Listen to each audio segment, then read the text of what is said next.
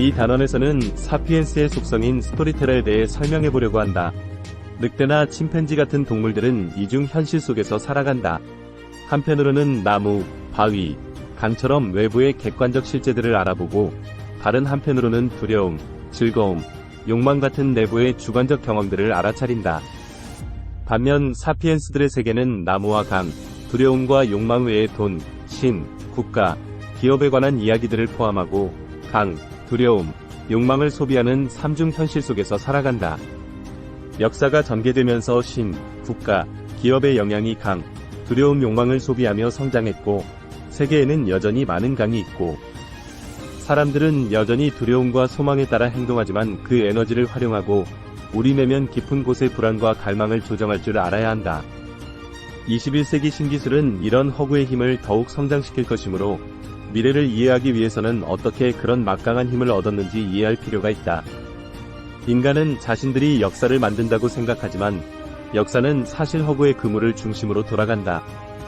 인간의 개인 기본 능력은 석기시대 이래로 그다지 달라지지 않았다. 하지만 이야기의 그물은 힘을 급속도로 키워 역사를 석기시대에서 실리콘시대로 떠밀었다. 이 모든 과정은 약 7만 년 전 인지혁명과 함께 사피엔스들이 자신들의 상상 속에만 존재했던 것들에 대해 이야기하면서 시작되었다. 6만 년 동안 사피엔스들은 많은 이야기의 그물을 엮었으나 작고 지역적인 규모에 머물렀다. 하지만 사피엔스들이 수렵 채집인으로 머무는 한 진정 큰 규모로 협력할 수는 없었다. 수렵 채집으로 한 도시나 왕국을 먹여 살리는 것이 불가능했기 때문이다. 한 부족이 숭배하는 선조의 정령을 이웃 부족들은 전혀 알지 못했고, 한 지역에서는 가치 있는 조개 껍데기들도 산맥을 넘어가면 무용지물이었다. 따라서 석기시대의 정령, 요정, 악마는 비교적 약한 실제였다. 약 1만 2천년 전 시작된 농업혁명은 상호 주관적 연결망을 확대하고 강화하는 데 필수적인 물질적 기초를 제공했다. 농경 덕분에 조밀한 도시에 사는 수만 명을 먹이는 문제가 해결되었다. 하지만 상호주관적 그물은 새로운 장애물에 부딪혔다. 초장기 농부들은 집단의 신화를 보존하고 대규모 협력을 조직하기 위해 인간 뇌의 데이터 처리 능력에 의지했는데 여기에는 분명한 한계가 있었다. 농부들은 위대한 신들에 대한 이야기를 믿었었고, 그들은 자신이 좋아하는 신을 위해 사원을 짓고 신을 기리는 축제를 열고 신에게 제물을 바치고 땅과 11조와 선물을 제공했다. 약 6천년 전 고대 수메르에 생겨난 최초의 도시들에서 사원은 숭배 장소였을 뿐만 아니라 매우 중요한 정치적 경제적 중심이었다. 세계는 아직 거대한 왕국도 광범위한 무역망도 보편적 종교도 존재하지 않았기 때문이다. 약 5천년 전 수메르인들이 문자와 돈을 발명했을 때 이 장애물이 마침내 사라졌다. 이 두 발명품은 인간 뇌의 데이터 처리 한계를 깼다. 문자와 돈 덕분에 수십만 명에게 세금을 징수하고 복잡한 관료제를 조직하고 거대한 왕국을 건설할 수 있게 되었다. 문자가 발명되기 전에 이야기는 인간 뇌의 한정된 용량에 의존했다. 그래서 사람의 머리가 기억할 수 없을 정도로 지나치게 복잡한 이야기는 지어낼 수 없었다. 하지만 문자가 생기고부터 인간은 무척이나 길고 복잡한 이야기를 창조할 수 있었고, 그 이야기들은 인간의 뇌가 아니라 돌판과 파피루스에 저장되었다. 고대 이집트에서 파라오의 땅, 세금, 11조를 모두 외우는 사람은 없었고, 엘비스 프레슬리는 심지어 자기 이름이 서명된 계약서들조차 다 읽지 못했다. 그러나 이 세세한 내용들은 모두 어딘가에 적혀 있으며, 관련 문서들의 총합이 파라오, 엘비스, 돈의 정체성과 힘을 정의한다. 문자는 인간이 마치 알고리즘을 짜듯 사회 전체를 조직할 수 있도록 했다. 우리는 앞으로 감정이 무엇이고 뇌가 어떻게 기능하는지 알아볼 때 알고리즘이라는 용어를 만났고, 계산하고 문제를 풀고 결정을 내리기 위해 사용할 수 있는 일군의 단계적 방법이라고 이 용어를 정의했다. 문맹사회 사람들은 모든 계산과 결정을 머릿속으로 했다. 하지만 문자사회 사람들은 네트워크로 조직되어 있어서 각 개인들은 거대한 알고리즘의 한 단계일 뿐이며 알고리즘이 중요한 결정을 내린다. 이것이 바로 관료제의 본질이다. 알고리즘식 체계에서 누구인지는 중요하지 않다. 이들의 성격 유형, 정치적 견해, 순간적 기분은 결과에 영향을 미치지 않는다. 이들 모두가 규칙과 규정을 충실히 따르는 한 알고리즘의 이상에 따라 당신의 운명은 시스템의 손에 달려있지 이런저런 부서에 있는 누군가의 손에 달려있지 않다는 거다.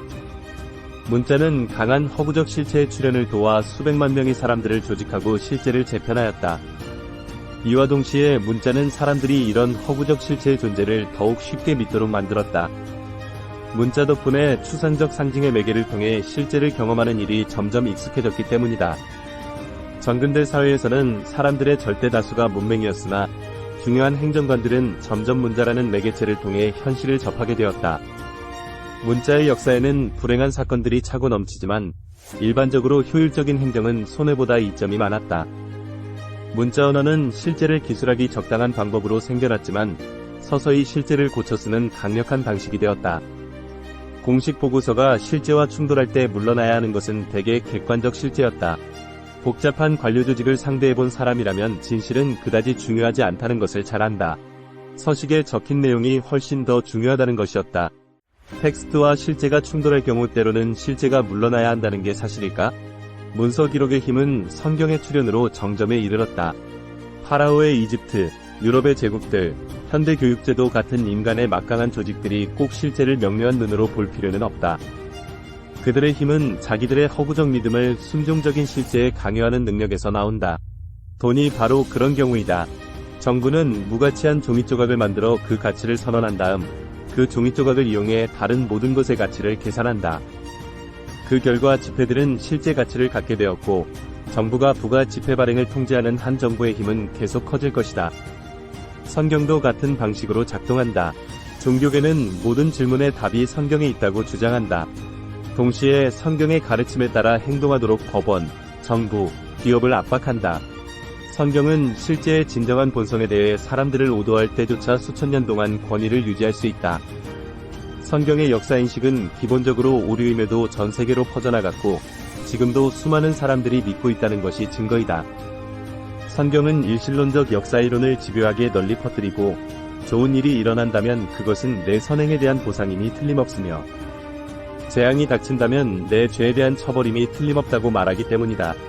허구는 우리의 협력을 돕는다.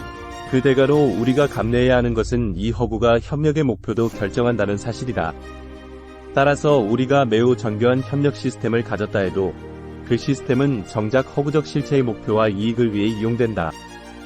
결과적으로 시스템은 잘 돌아가는 것처럼 보이지만 어디까지나 우리가 시스템의 자체 기분을 받아들일 경우에 하나는 것이다. 사람들은 많은 물질적, 사회적, 심리적 필요를 느낀다. 당신이 두 종류의 휴가 여행 패키지 중 하나를 선택한다고 가정해보자.